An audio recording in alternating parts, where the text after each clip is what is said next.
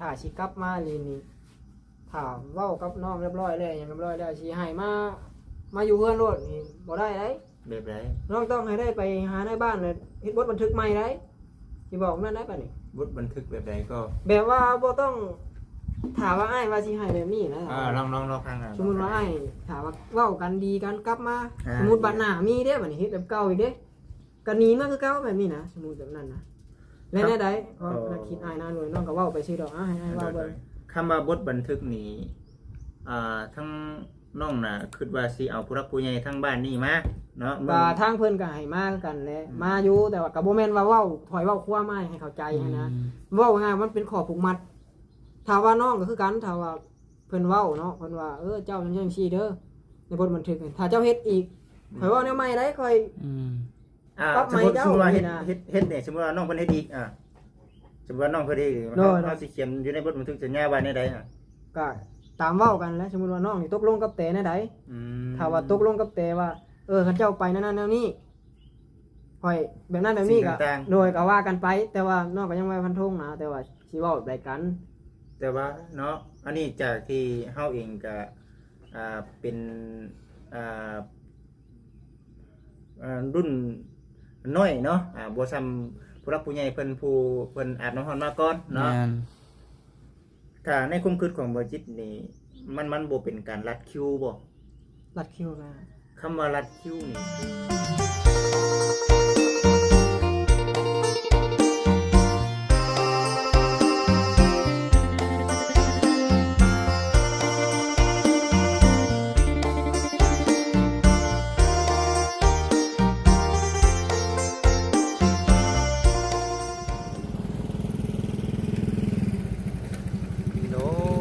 โดยกับทักทายสบายดีเด้อกับสบายดีสวัสดี FC เบิดสุขุสู่คนทั้งฝั่งลาวฝั่งไทยทั้งต่างประเทศเด้อผมเป็นพี่น้องเด้อยินดีต้อนรับเข้าสู่ช่องของบจิตอุทุมพรคือเก่าวันนี้เด้อพี่น้องเด้อเนาะคือเก่าเช่นเดิมเนาะมาหาทางน้องไล่เพราะว่าคือมื้อนี้เนาะมาทั้งน้องเพิ่นกะเว้าเรื่องน้องเตนั่นแหละสิเว้าสู่ทั้งน้องเพิ่นฟังก็คือเฮาเคยได้เว้าเคยได้ว่าพยายามเฮ็ดให้ทั้งน้องทั้งสองเนาะปรับความเข้าใจกันเนาะให้มัน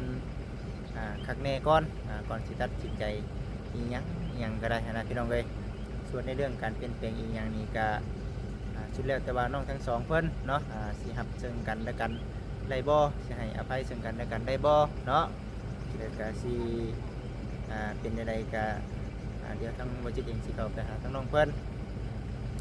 มีแต่ว่าให้ทั้งน้องได้เพิ่นใจเย็นๆก่อนนั่นแหละพี่น้องเอ้ยเนาะก็เข้าใจทั้งน้องเพิ่นว่าลูกเมียเนาะเข้าใจในเรื่องของเมียเป็นอย่างนี้ก็มีแต่ว่าให้ใจเย็นก่อนว่าซั่นนะพี่น้องเอ้ย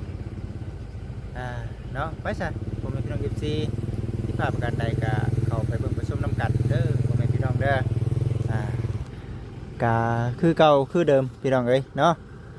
มานำกันกับทั้งบุญเพิ่นเนาะแล้วก็ไรนวลเนาะวันนี้ก็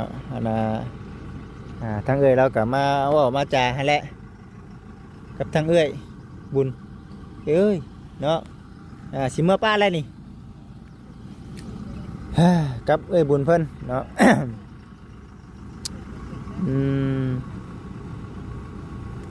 กำลังชีกลับเลยนี่เนาะเบิ่งนี่ก็ได้ทางบุญเราไปเอาสบายดีสบายดีเป็นจังไดเข้าไปถามไทยแล้วก็คือว่าได้ถามมันคนละถามพร้อมๆกันไปก็ยังทำสิ่งที่ว่าอุ้ยไผ่ว่าง่ายว่าเฮาเฮ็ดผิดแต่บ่ยอมรับว่ามันผิดนะต่างคนต่างโบผิดนะต่างคนต่างไผก็ว่าบ่ผิดต้องเอาสองคนมานั่งเว้ากันจังฮู้บัดทีนี้ FC เฮาเพิ่นขอห้องมาหลายแหละว่าต้องเอา2กรรม2ไผมาคุยกันแต่น้องก็ไปขอเวลาก่อนเพิ่นน่ะขอให้อารมณ์เย็น แต่ทั้งนี้แน่ทั้งพูดแน่หั้นนะ โอ้ เดี๋ยวฟังเบิ่งบื้นแต่ที่ถามมึงทั้งน้องกระเตถามน้องกระเตว่าพ่อมนก็จะเอามา ได้ได้ แต่ว่า ได้ ในระหว่างที่ว่าเพิ่นยังอารมณ์ร้อนอยู่เฮาเอามามันก็มาคุยกันก็ยังมันบ่ลงโตหั้นนะ บ่เข้ากัน แม่นเรียนขึ้นบูฮู้ขึ้นนั้นยังสิยาก อืม ได้ว่าบอกกับแม่ทั้งน้องเพิ่นได้เมื่อกี้นี่ว่าฟังเบิ่งนิดหน่อยสองฝ่ายนี่ให้เขาใจเย็นกว่านี้ก่อนคนยังแบบอารมณ์ยังร้อนนะ ส่วนในเรื่องผู้รักผู้ใหญ่นี่อันน่ะหยุดก่อนให้ทั้งเด็กน้อยอันนั้นก่อนเนาะ แม่น เออ ให้หน่อยคุยกันก่อน โอ้ เจอจังใดเมียบ่มักผัวหม่องใดผัวบ่มักเมียหม่องใดก็อย่าให้มาเว้ากัน เว้ากันเนาะ แม่นเว้ากันทุกคนเข้าใจกันแต่ให้ยอมเปลี่ยนยอมแปลงถ้าคนใดบ่ยอมเปลี่ยนก็ตามนั้นแหละ มันเฮ็ดจังได๋ซะเนาะ เฮาฝืนเขาบ่ได้ นะครับเพิ่นบ่ได้เนาะ แม่น ไปซะเอ้ยไปเนาะโอเคโดยสบายดีสบายดีแล้วก็พ่อกับทางอันน่ะเอ้ยเพิ่นเด้อพี่น้องเด้อมื้อนี้ก็ได้เด้อสบายดีสบายดีสบายดี มาเจอกันถึงที่อีกแล้ว มาเจอกันคือเก่า FC เอ้ย ชุมเจ้าเลย เนี่ยเนาะ ไม่แล้วเป็นได้คือว่านั่นแหละนะแล้วเบิ่งคลิปเจ้านะ เนาะก็ ว่าให้ขี้มูกแตกขี้มูกเตน อยู่เนาะผัวบ่เข้าใจเมียบ่เข้าใจผัวเรื่องราวแบบนี้ก็ได้ มีแต่ว่าเดี๋ยวสิไปอบรมสิได้เฮาในนามเป็นผู้ใหญ่อ้ายรุ่นอ้ายเพิ่นซะเนาะ ว่าง่ายกับแบบ อ่า ร่มแบบบอกสอนเขาเป็นคนกลาง แม่เป็นคนกลาง เป็นคนกลางเลยอยากบอกสอนน้ำแน่ แม่ นั่นแหละไปสายเดี๋ยวเฮาสิเข้าไปก่อนโอเคมาสบายดีปาสาเด้อพ่อแม่พี่น้องเอ้ยได้เดี๋ยวสิเข้าไปหาทางน้องเพิ่นเนาะน้องเพิ่นก็คือว่าแหละมันเกิดเรื่องแบบนี้ขึ้นการงานการเงินเฮาก็ขาดข้องในบาดนี้บ่ได้ไปเฮ็ดเวียกเฮ็ดงานแล้วบัดนี้เนาะ ตั้งแต่เป็นวัน สบายดี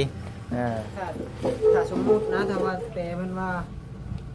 ยังสิไปนำกันต่อก็คือว่าให้มาเว้ากันตามเฮาเว้ากันแล้วขอตกลงเฮาแหละสมมุติว่าเจ้าเฮ็ดให้ข่อยได้บ่ซำนี้ข่อยขอซำนี้ น่าได้มันเฮานั่นนั้นเนาะ แล้วเจ้าขอซำนี้ข่อยก็ให้เจ้าได้บ่แบบนี้นะถ้าว่าแบบนั้นเลยนะน้อง มันต้องได้น้องมันต้องได้ เป็นหยังคือว่าซั่นคือทั้งน้องก็ฮักอยู่ฮักเมียเนาะ โดยบ่ปฏิเสธเนาะนั่นน่ะน้องมันนั่นแล้ว FC ก็เบิ่งออกอยู่ เป็นหยังคือว่าซั่นหนึ่งคือน้องไรนี่เนาะเบิ่งแย่งลูกเมียเนาะทั้งน้องทั้งหนุ่มนํเนาะ จนใหญ่ไปซั่นติ ทั้งน้องหนุ่มจนใหญ่ FC เพิ่นก็มองเห็นจุดนี้อยู่ก็เชื่อว่าทั้งน้องเองก็คือสิฮักอยู่ทั้งนั้นก็คือว่าทั้งน้องเต๋คันว่าผิดหยังก็ยอมผิดยอมแม่นยอมปรับยอมเปลี่ยนซึ่งกันและกันก็เลยว่าทั้งน้องเองก็พร้อมบ่พร้อมสิให้อภัยคำว่า กันโดยกับพ่อมาแล้ว เดี๋ยวก็ว่า ถ้าว่าให้คือน้องเว้าได้แหละ มั มันก็ถ้าสิกลับมาลีนี่ถ้าเว้ากับน้องเรียบร้อยแล้วหยังเรียบร้อยแล้วสิให้มาอยู่เฮือนโลดนี่บ่ได้เด้ แบบไร น้องต้องให้ได้ไปหาในบ้านเลยเฮ็ดบทบันทึกใหม่ได้สิบอกนั่นได้ป่ะนี่ บทบันทึกแบบใดก็ แบบว่าบ่ต้องถามว่าอ้ายว่าสิให้แบบนี้นะ ลองฟัง สมมุติว่าอ้ายถามว่าเว้ากันดีกันกลับมาสมมุติบัดหน้ามีเด้บัดนี้เฮ็ดแบบเก่าอีกเด้ก็หนีมาคือเก่าแบบนี้นะสมมุติแบบนั้นนะและแน่ใดเพราะนักคิดอ้ายนานเลยน้องก็เว้าไปซื่อดอกอ้ายให้ว่าเบิ่ง คำว่าบทบันทึกนี้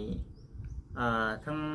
น้องน่ะคิดว่าสิเอาผู้รักผู้ใหญ่ทั้งบ้านนี่มาเนาะ ก็ทางเพิ่นก็ให้มากันแหละมาอยู่แต่ว่าก็บ่แม่นว่าเว้าถอยเว้าคว้ามาให้เข้าใจนะเว้าง่ายมันเป็นข้อผูกมัด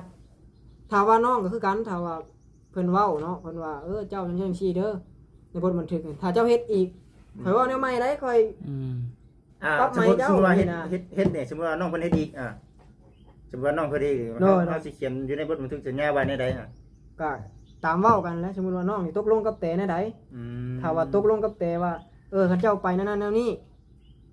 ข่อยแบบนั้นแบบนี้ก็โดยก็ว่ากันไปแต่ว่าน้องก็ยังไม่ฟันธงนะแต่ว่าสิเว้าแบบใดกัน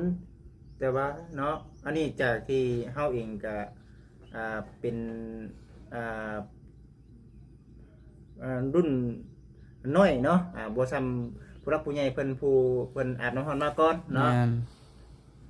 ถ้าในความคิดของบ่จิตนี่มันบ่เป็นการรัดคิวบ่ รัดคิวนะ คำว่ารัดคิวนี่คือย่านแบบว่าคือเฮาอันนี้คือเว้าในนามว่าเฮาต้องขอก่อนหันนะน้องเฮาต้องขอก่อนหลังจากว่าผู้รักผู้ใหญ่ทั้งนั้นก็ฮู้แล้วว่าน้องแต่เนาะได้เซ็นสัญญาเนาะเป็นผัวเป็นเมียกันคักแล้ว ไว้ไปขอแล้วเด้ ไว้ขอกันครั้งนี้แล้ว หลังจากว่าจบจากการไว้กันขอเรียบร้อยแล้ว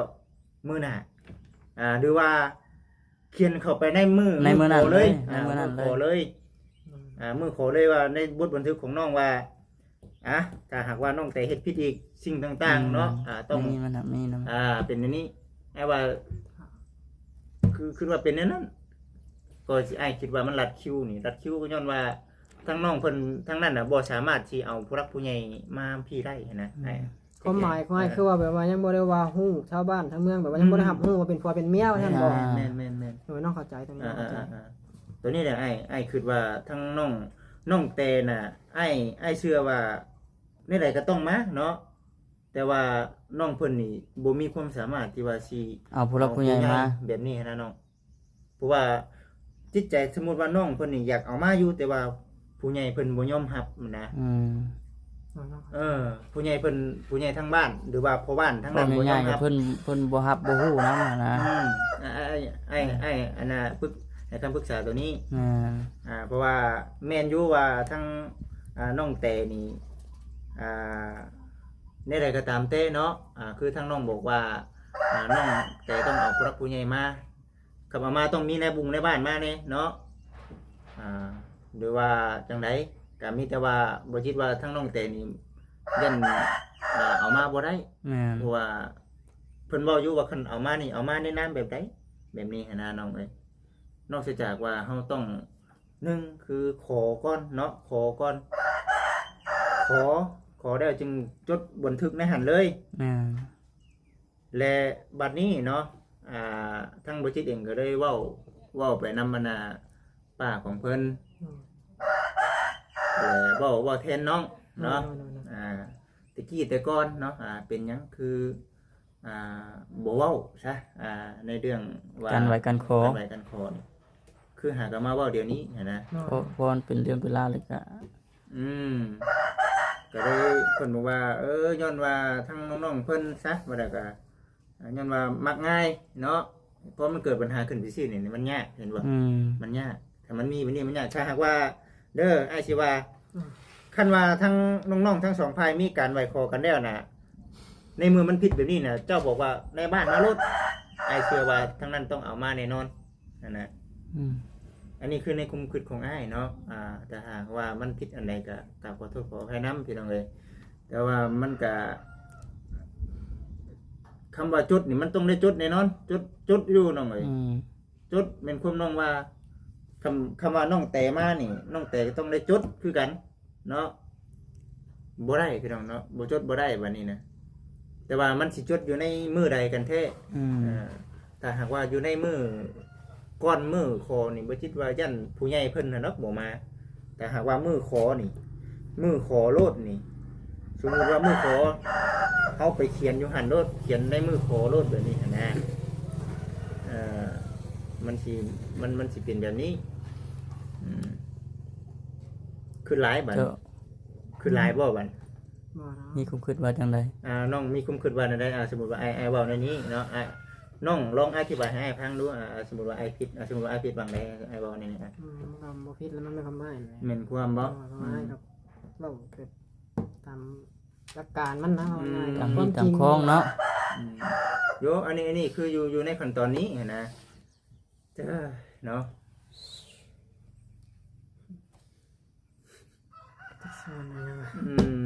แต่ว่าก็คือหลักๆเลยก็คือน้องเตเพิ่นนั้นได้ให้คำตอบแล้วว่าอยากมาพบกับน้องได้นะตัวเลยจีก่อน เพิ่นบ่มาบ่ทำมื้อนี้นะ มื้อนี้น่ะทั้งเอ้ยบุญเพิ่นแน่กับทั้งน้องแต่เพิ่นแน่เพิ่นยังปรึกษากันนะครับอีกอย่างเพิ่นยังบ่ทันพร้อมอยากให้ทั้งน้องๆใจเย็นๆก่อน ให้ใจเย็นลงก่อนหั่นนะ ใจเย็นๆน้องใจเย็นๆไอ้ฮู้ว่าน้องใจร้อนเดี๋ยวนี้นะให้เห็นบ่ เศร้าเครียดเศร้าอันนั้นกันก่อนแบบนี้ ให้ใจเย็นลงก่อน เห็นบ่ จังพ่อหน้าพ่อตากัน จังเว้ากันค่อยเว้าค่อยจากันนะ องก็สิบ่ให้บ่เครียดกันนะถ้าเห็นกันกันนะว่าแบบนั้นน้องกับคือว่าแถวเพิ่นเนี่ยใดกันมันสิได้เว้ากันอยู่แล้วแหละถ้าว่าน้องเว้าใส่อ้ายเอื้อยจังซี่มันไปถามเตะก็แบบนึงก็บ่ยกคือเก่า มันก็ไปคนละ แม่ เรื่อง ก็ คน ไป ละ ว่า ร่างที่ ทาง ละบาด อีก นะ ทางที่น่ะคือมาเว้ากัน หน้าต่อหน้าสิเด้อ โดยมันจังสิดีกว่าแบบนี้มันก็คือเก่าน้องว่า มีแต่ว่า มันจังเว้าไปตามห้อยกันเนาะ น้อย มีแต่ว่าคือทางน้องไล่น่ะพยายามคอยคิดแล้วก็คอยเว้า กันคือปัจจุบันนี้ทางน้องไล่น่ะคิดหลายใจร้อนแฮงมันสิเฮ็ดให้น้องเว้าไปก่อนแล้วมาคิดน้ำหลังแบบนี้แหละสิเฮ็ดให้บางคำเว้าคำจาของเฮาได้สิเฮ็ดให้ทาง FC เข้าใจผิดว่าเอ้ยเอาไปเอามาเอ้าน้องไล่เราว่าเป็นคนผิดในนั้นในนี้ ที่เพิ่นคิดๆนั้นเนาะ แม่นอ้ายบ่อยากให้ความดีของน้องน่ะสิว่าหายไปกับคำเว้าคำจาที่ว่าเฮาได้เว้าไป เพราะว่าไอ้ผู้ว่าน้องก็ดีย้อนแบบว่าเฮาเองคนหนึงเนาะเป็นผู้ชายคนหนึงก็บ่ได้มีหันก็บ่ได้มีหยังเนาะแต่ว่าตั้งใจหาเงินหาคำเนาะเลี้ยงเมียสร้างครอบสร้างครัวว่าซั่นติ บัดมื้อนี้เนาะ ไอ้มีเรื่องหนึงสิเว้าเนาะก็คือน้องแต่เนาะแล้วก็ชื่นชมเจ้าอยู่ว่าเจ้านั้นดี เห็นอยู่บ่ได้เบิ่งคลิปอยู่บ่ บ่ได้ฟังบ่ได้เบิ่งเลย ดีเนาะไอ้ได้แล้วน่ะไอ้ไล่แล้วน่ะดีนะไอ้ไล่น่ะเพราะว่าคือหนึ่งสิเฮ็ดหันเฮ็ดนี่สิเฮ็ดเวียกเฮ็ดหันนี่เจ้าก็บ่อยากให้เราเฮ็ดปานใดยังบ่เพลงเมียแม่ ตอน นบ่ นี้น้องปฏิเสธเพราะว่า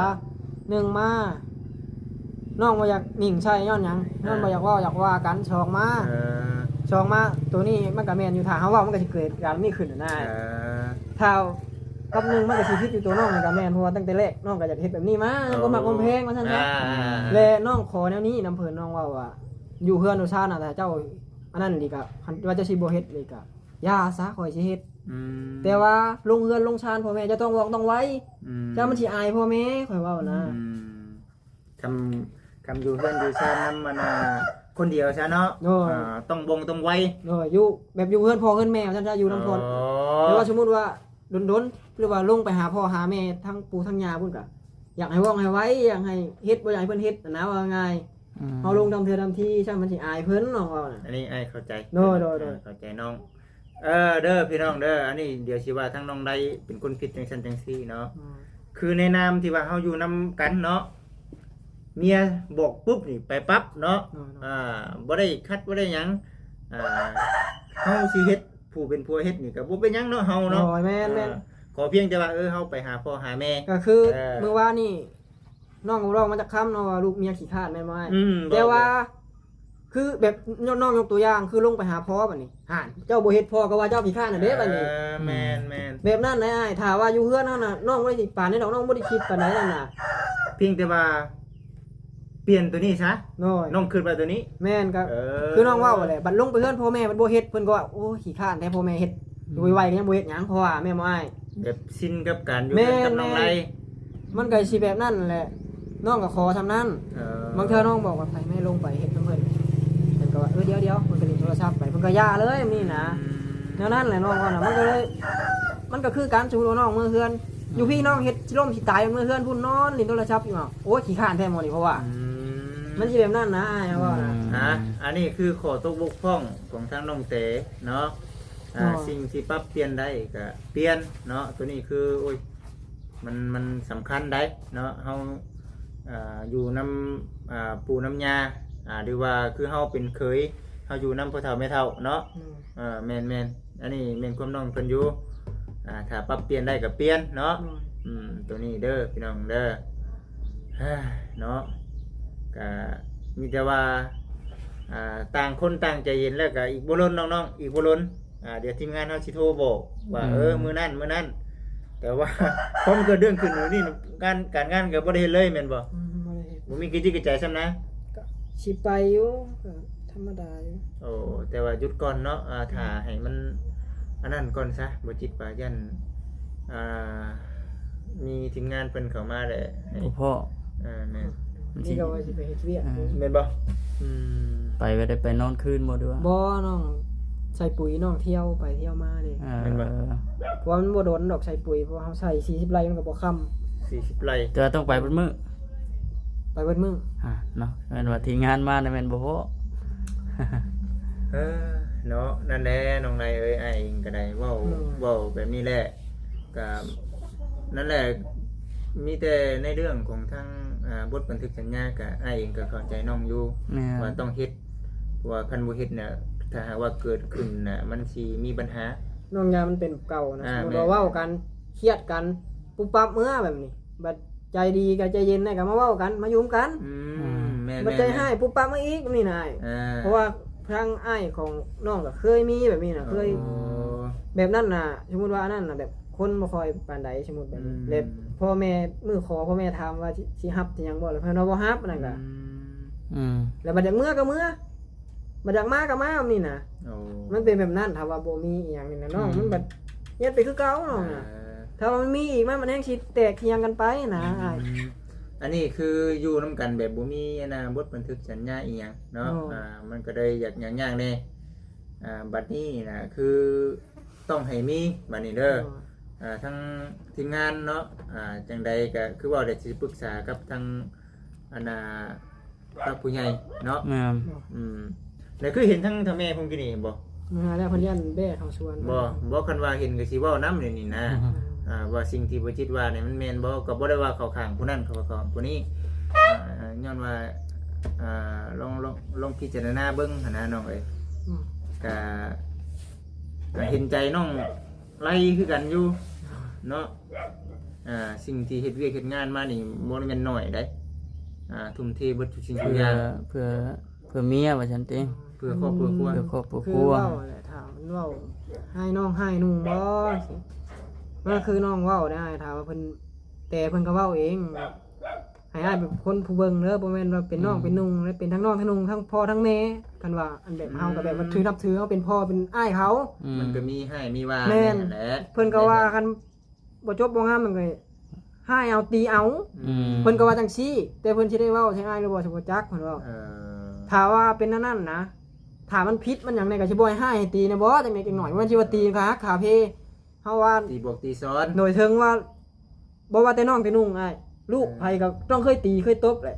แต่ก็เฮาก็มันสิตีว่าเจ็บปวด โอ้ ตีพ่อเฮ็ด ตีบอกตีซ้อนเนาะ ให้จำมาแหล้ว โอ้หักงัวให้ปลูกหักลูกให้ตี มันก็นั่นแล้วลูกเต้ากับไผสิบ่ตีบ่ช่างสอนเฮาว่ะมันแบบนั้นได้อ้ายถ้าว่าติเฮาตัวนี้ก็เฮาก็บ่จักจังว่ากัน แต่ว่าระวังคำว่าระวังได้เนาะ แม่นตัวใดผิดน้องก็ว่าผิดอยู่น้องรับเบิดนะถ้าว่าตัวใดน้องเฮ็ดผิดบ่แม่นหยังนั้นน้องรับเบิด เอาอันนี้ก็น้องไล่เพิ่นก็ได้อธิบายดีๆเนาะให้กับทาง FC ได้ฟังเด้อพี่น้องเด้อเนาะแต่บัดนี้ในเรื่องความคิดความแม่นนี่ก็ทางน้องเพิ่นก็ปฏิเสธอยู่เด้ล่ะว่าบ่แม่นตัวผู้ว่าผู้แพ้วนั่นตัวนี้หั่นนะ อันเรื่องตัวนี้ก็พูดแล้วบัดเพิ่นมา บัดเพิ่นมาก่อน จังอธิบายมันจังชัดเจนนะเนาะตัวนี้ น้องยังไม่ได้ถามตัวนี้ตั้งแต่เพราะว่าเพิ่นมาก่อนในเพิ่นขี่รถจักรมาก่อน หลังจากเว้ากันอยู่หั่นแล้วก็น้องก็บอกว่าไปเมื่อก็รถเมื่อถ่ารถน้องก็ว่าที่ไหนบ่แม่นได้ว่าน้องบอกให้เมื่อพุ่นน้องบอกมาพี่ ให้เมื่อถ่ายอยู่เฮือนนี้ มาถ่ายอยู่เพื่อนนี้บ่แม่นได้ว่าน้องบอกไปเมื่อเฮือนจะรถมาอยู่เฮือนเจ้าน้องบ่ได้ว่า เพิ่นเลยคิดว่าไรติ สิว่าคิดอะไรก็บ่จักแต่น้องว่าอันไปเมื่อก็รถมันบ่เข้าใจกันแล้วน้องเว้านี่น้องเว้าอีหลีนี่ โอ้ยเนาะยันเข้าไปใจว่าเอ้าเจ้าบอกว่าเมื่อให้จะเมื่อเจ้าเว้าดีเมื่อเนี่ยเนาะ เมื่อน้องบอก เนาะ ไปเมื่อก็รถเว้ากันบ่ลงห้อยน้องว่าสิ แต่ นะ คงเป็นจริงน้องคิดว่าให้เมื่อมาให้มาอยู่นี้ โดยเพราะว่ามันจักอีหยังนะเพราะว่าเขาเว้าใช้เฮาแบบ เขาบ่คิดหยังไงนะสมมุติคือว่ามักฮักกันถ้าน้องถามตัวนี้มันก็ต้องเปลี่ยนให้กันได้นะต้องตอบแบบนั้นดีกว่านี่ตอบลังเลอย่างเลยบ่โลดมันก็จะคือว่าแล้วนึงคือว่าบ่จะยุ่มกันได้ว่าได้คำตอบมันน่ะเนาะตัวนี้แหละเฮาน่ะ มาใส่พี่น้องรอพังไปน้ำกันว่าในเรื่องเนาะของทั้งน้องๆสองคนนี้มันต้องได้เอามาคุยกันเด้อตัวนี้เด้อนี่ตอบให้ค่อยเว้าค่อยจากันเนาะผู้นี้เว้าผู้นี้เว้าผู้นั้นตอบผู้นี้ตอบ บ่อยากให้ใช้อารมณ์หุ้นแฮงบ่ได้เนาะในการเว้ากันจา คือในเรื่องแม่นค คือในเรื่องของทั้งน้องอนาไล่เนาะของค่าใจยังถามผู้นั้นเงียบถามเรียบร้อยนั่นให้ผู้นั้นตอบว่าโอเคค่อยยอมปรับยอมเปลี่ยนแต่ว่าเรื่องของสองคนของทั้งน้องๆน่ะน้องๆฮู้กันดีเนาะมีแต่ว่าพังไปเห็นแล้วคิดยังหลายที่สุดเดี๋ยวนี้แล้วก็ไอ้เบิ่งสีหน้าสีตานี่มันรู้สึกว่ามี อึดอัด เรื่อง ใจ กังวลแล้วก็อึดอัดแฮงเดี๋ยวนี้ระบายมาเลยน้องบ่เป็นหยังบ่เป็นหยั น้ ง องย้ำเป็นคือเก่าอีกน้องว่าแบบนั้นโลดน้อง กังวลตัวนี้ ถ้ากลับคืนมาแล้วย่านมันเป็นคือเก่า น้องน้องบ่อยากมั่นใจกว่านั้นน้องซื่อตรงนี้แหละน้องย่ามันเป็นคือเก่าน้องคันว่าเว้าหยังกันปรับเปลี่ยนสักครั้งนึงก็น่าสิอยู่กันได้เลยอ้ายมันบ่น่าสิหนีจากกันซ้ำถ้าว่าปรับใส่กันตั้งแต่มื้อนั้นน่ะน้องเว้ามีแหละเพราะว่าก่อนที่เมื่อนี่น้องก็ถามแม่น้องถามว่า เจ้าก็สิไปหรือบ่เจ้าสิทิ่มกินย่างหรือบ่น้องก็ถามจังซี่เพิ่นก็บ่สนหยังนะเพิ่นเว้านะ ว่าไปนี่แล้วเนาะ โดย บ่น่า เพิ่นว่าอยากกลับมาก็แบบนี้น้องว่ามันหลดจักแนวใดน้องญาติเป็นคือเก่ามันบ่ฮักลูกฮักเมียได้คือว่าน้องก็เว้านั่นน่ะบ่แม่นว่าสิว่าไล่ลูกเมียหนีได้แต่น้องก็ถามให้ถ้าเปลี่ยนให้กันบ่ได้มันสิอยู่กันได้บ่แต่จริงๆมันเป็นอันนี้น่ะมันมีปัญหาแต่แบบนี้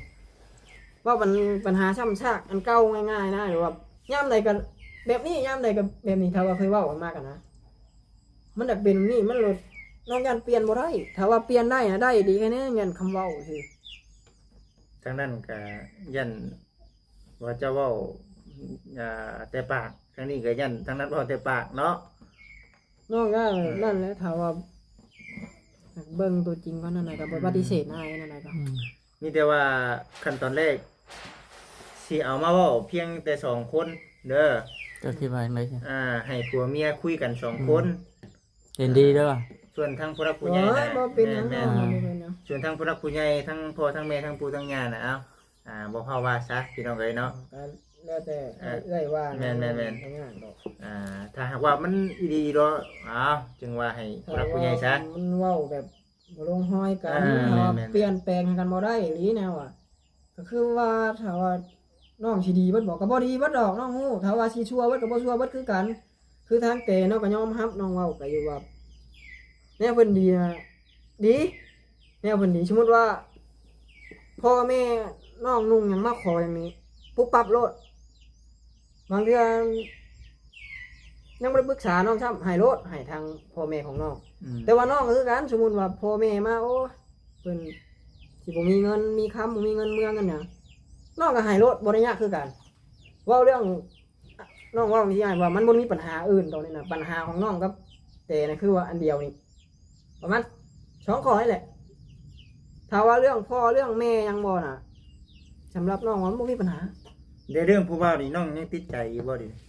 มันก็อยากติดใจอยู่แหล้วคือน้องเว้าสมมุติว่าน้องไปทายนั่นเด้เว้าคน10ชาวคนไปทายกัน2คนน่ะแถมฮู้บ่ว่าฮักแฮงอีนี่โยฮักหมู่ปานนั้นบ่เฮ้ยน้องก็อยากว่านั่นแหละกันอย่างนั้นแหละสมมุติน้องนี่เอ้าอันนี้หมู่ข่อยได้นี่ตั้งแต่น้อยพุ่นได้ข่อยเฮียนนํกันแต่น้อยบัดใหญ่มาเอาข่อยไปลิ้นนํกันได้นี่แบบน่ะบัดสิว่าบ่แม่นอีกว่าเลยอ่ะ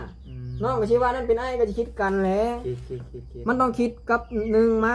เฮาเว้าแล้วมึงสิไปเฮาเว้าว่าอย่าไปกินเด้อเหล้าเบียร์วันนี้มันว่าไปกินในนั้นกับหมู่ไปมันก็ไปอย่างนั้นน้องบ่อยากให้ไปน้องขอเลยเด้บ่ว่ากินกับผู้หญิงผู้ชายนะสมมุติยันเมากันอย่างมาน้องว่าน้องบ่ได้ว่าดอกปานนั้นน้องก็บ่ได้ขี้ระแวงปานนั้นคือเพิ่นว่าดอก มาเด้อพี่น้องสิสรุปให้แบบเป็นธรรมเนาะคือในเรื่องภายนอกซะเรื่องครอบเรื่องครัวเรื่องพ่อเรื่องแม่คือฮักคือเพลงเบิดสู่กำทั้ง2กำทั้ง2ฝ่าย เรื่องสำหรับ เนาะ ความคิดของน้องแต่ว่า แม่น แต่ก็ชี้กันเพราะว่าน้องเบิ่งอยู่ แม่น ถ้าว่าพ่อแม่ขึ้นมาโอ้ยแม่กับพ่อบ่มีนั่นแหละบ่มีนี่แหละนี่บ่ยากอันนั้นน่ะแต่เพิ่นให้เฮายอมรับตัวนี้น่ะ แนวดีเฮาก็ว่าดี แล้วก็เงินคำบ่สมมุติว่า แบบนั้นสมมุติว่าน้องขออยากไปเฮ็ดนั่นเฮ็ดนี่เด้อเฮ้ยบ่ยากอันนั้นน่ะ แบบนั้นเงินคำน่ะบ่มีปัญหาเรื่องเงินเรื่องคำทั้งน้องแล้วก็แต่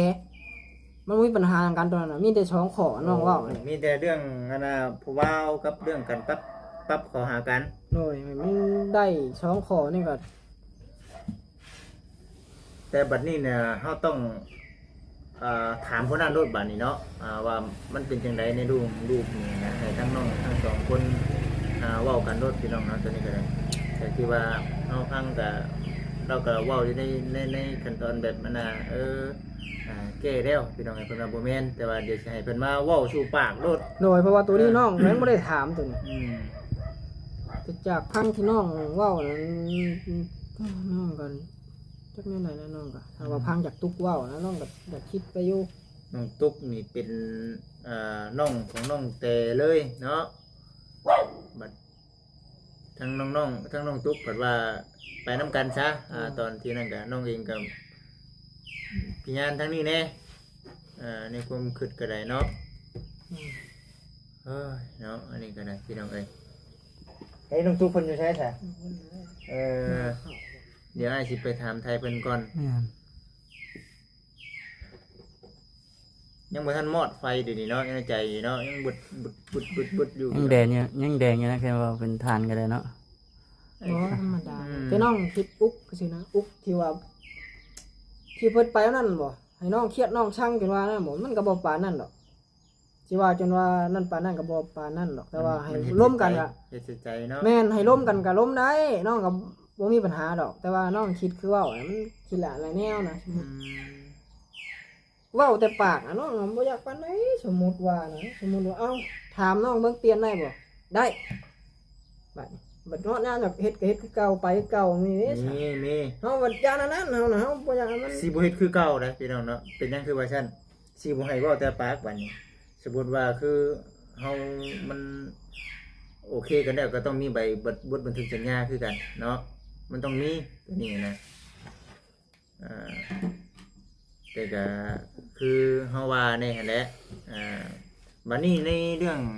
งโค้งนี่ทั้งนั้นยังปักจิตปักใจอยู่หั่นนะน้องเอ้ยมันว่าหยังดอกอ้ายก็เว้าหยังบ่หลายบัดนี้หั่นนะ เป็นว่าอะไรเพิ่นอยากให้ขอให้หยัง แม่นอันนี้คือเพิ่นปักจิตปักใจดิผู้หลักผู้ใหญ่เพิ่นหั่นน่ะทางภายนั้นหนึ่งเด้ออ้ายสิว่าเอาแบบง่ายๆเฮาคือทางอ้ายเองก็ฮู้อยู่ว่าน้องสองคนนี้เนาะก็หาเงินหาคำนำกันเนาะเอาว่าแบบง่ายๆจ้ะผัวเมียค่าสินสอดค่าร้องภายในมือขอนะบ่จำเป็นต้องมีก็ได้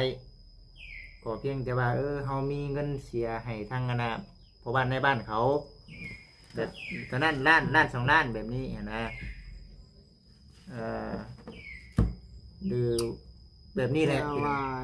แนวไหนน่ะมันก็ทันว่าสิให้มื้อนี้มื้ออื่นมันก็สิบ่ได้เด้แต่ว่า โมเมนต์ โดยถ้าว่า แบบ ให้ นี้แบบ กลับ นี้ มาเดือนนี้ก็ให้ขอแล้วบ่ได้เด้ โมเมนต์สั้น คือแบบว่าไอ้ายบอกก่อนสิซื้อหนนะน้องเอ้ยคือบอกให้น้องฮู้ไว้สิซื้อ สมมติ คันข่าว โมเมนต์ว่าปุ๊บปั๊บสิได้มื้ออื่นมื้อฮื้อสิเอาน้องแต่มาเว้านํนี่ทั้งน้องทั้งสองคนเตรียมเด้อโมเมนต์คือเว้าแล้วทั้งน้องสองคนหรือว่าน้องไล่นี่พร้อมแล้ว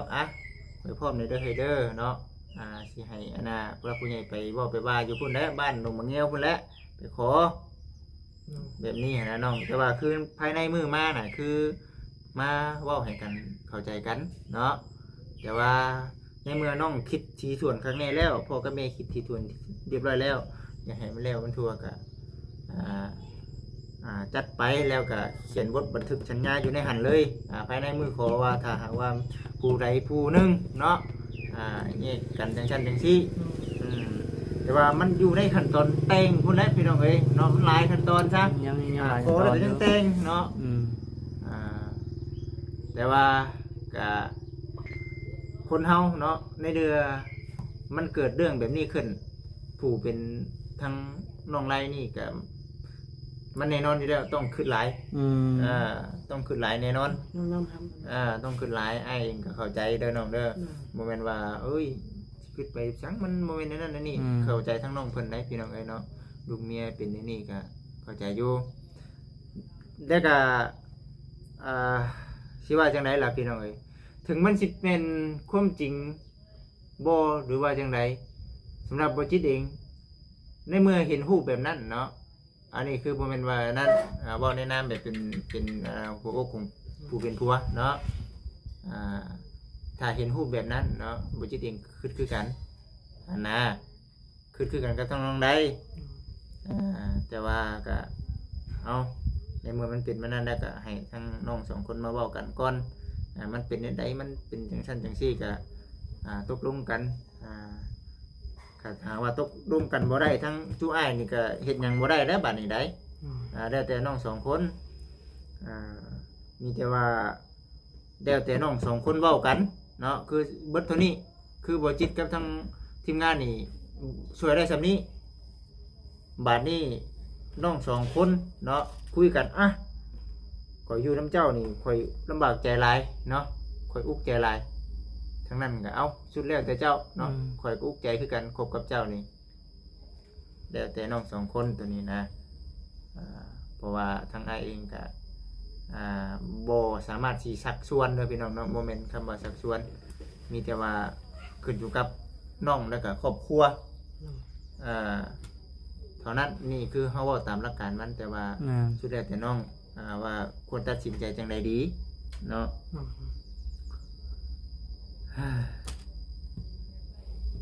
บัดนี้ในเรื่องดินเรื่องเฮือนนี่ก็คือเฮาเคยว่าหั่นแหละมันก็ต้องขึ้นอยู่กับทางผู้รักผู้ใหญ่เพิ่นก่อนตัวนี้เนาะให้เพิ่นตัดสินใจน้องเอ้ยไอ้ก็บ่จักคุมว่าจักสิเว้าแนวใดในเมื่อ สิว่าจังไดว่าซั่นเด้ ในเมื่อว่าให้วิธีแก้คำว่าให้แก้นี่แก้ไขปัญหาช่วยกันช่วยน้องคิดว่าขั้นตอนแรกก็ต้องเอาน้องเตมาเว้านํเนาะเรื่องการไหวกันคออย่าเพราะว่ามันตัวน่ะ เคลียร์ประเด็นตัวนี้ให้วิดก่อน เอาตัวน้องทั้งสองคนให้มันเข้าใจกันซะเข้าใจกันได้ก็ดีเข้าใจกันบ่ได้ก็จังว่ากันเรื่องผู้รักผู้ใหญ่เรื่องในวงในบ้านตัดออกไปก่อนให้ทั้งน้องสองคนคุยกันก่อนเดี๋ยวนี้นะน้องตัวนี้เด้อพี่น้องถ้าว่าน้องสองคนตัดสินใจกันบ่ได้น่ะมันจึงฮอดผู้ใหญ่ซะไอ้ว่าถ้าว่าคุยกันเนาะทั้งน้องสองคนยอมจะได้ใช่มันโมเมนต์แนวเด็กก็แล้วแต่ทั้งน้องๆสองคนเนาะคนเฮามันเบิดใจกันแล้วมันเบิดหักกันแล้ว เอาเชือกผูกไว้เนาะมันก็ออกคือเก่า ต้องถามกันเบิ่งข้างแน่ แม่น ยังมีความมักความหักกันหรือบ่ แม่น คันถ้าบ่มั่นใจแล้วบ่ต้องเฮ็ดมันเสียเวลาก็ได้ แม่นนั่นแหละจึงว่าให้ถามมือเอาน้องเตมานี่ให้น้องเว้าในนี่เด้อเว้าในนี่อันนั้นจึงว่าน้องบ่ต้องคิดอันน่ะไปก่อนว่าการไหวกันคอมันต้องมีนั่นนั่นนี่บ่ให้คิดซะตัวน่ะให้คิดตอนที่ว่ามาเห็นกันสองคนนี่น้องสองคนสิเว้ากันแนวใดเท่านั้นแหละคืออ้ายเว้าแน่อันแบบว่าคนเฮามันเบิ่นฮักกันแล้วถึงสิเฮ็ดจังไดมันก็ออกคือเก่าถ้าหากว่าคนเฮามันยังฮักกันอยู่มันเบิดปรับเปลี่ยนเปลี่ยนกันได้นะน้องนั่นแหละจังว่ามันก็ได้ว่าเอาอดใจน้องเอ้ยอดใจก่อนก็เคยเห็นเพิ่นตั้งแต่ใดมาน้องไรก็ได้เฮ็ดเวียกตลอดมาตั้งแต่รู้จักกับเพิ่นพี่น้องเนาะบุกวิธีได้หาเงินหาคำนะก็ยังว่าสู้เนาะเฮ็ดบัดปลูกยางปลูกอ้อยกลมันตัดพื้นตัดดัว สิ่งทุกอย่างหาเงินหาคำอันใดเป็นเงินเป็นคำพากันเฮ็ดเบิดจัง คือ ว่า เด็กอะน้องก็ยอมรับถ้ายามมีเวียกมีงานถ้าว่าไปฉีดยามนี่บ่น้องบ่ให้ไปถ้าว่าเวียกงานทางอื่นให้เพิ่นไปเฮ็ดนํตัดอ้อยบ่ปลูกอ้อยบ่น่ะได้น้องยอมรับแนวเพิ่นดีน้องก็ว่าเพิ่นดีนะน้องบ่ว่าให้เพิ่นชั่วดอกน้องว่าตามเพิ่นตามความจริงมันถ้าว่าแนวเพิ่นเฮ็ดผิดแน่น้องก็อยากให้มันปรับเปลี่ยนเข้าหากันถ้าว่าแนวดีน้องบ่เคยเว้าหรอกว่าโอ้ยเฮ็ดอยู่กับขี้ข้านแหละน้องก็บ่เคยเว้าได้คือน้องยกให้พังกับหลายคนแล้ว คือแนวดีแนวไหนคือน้องเว้าเพิ่นบ่ขี้ที่ครอบครัวทั้งน้องทั้งหยังคือเวียกงานคือเวียกเงินเวียกชานก็น่าสิบ่อยากได้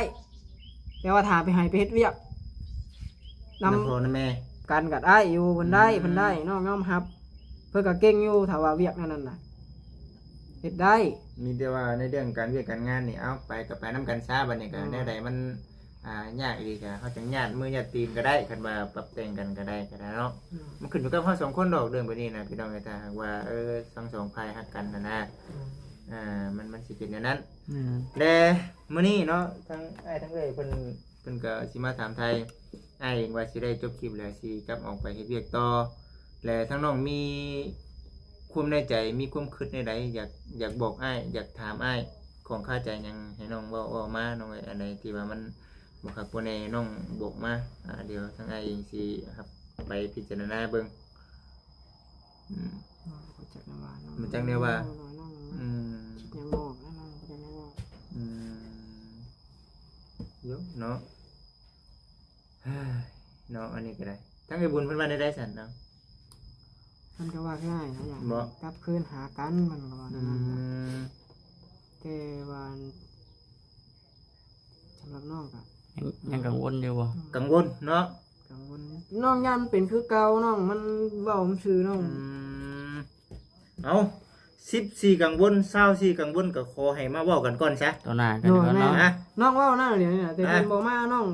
อยากเว้ากับเพิ่นตัวหน้านะเดี๋ยว มา นี้ ได้ก็มา เนี่ยอะไรกัน มา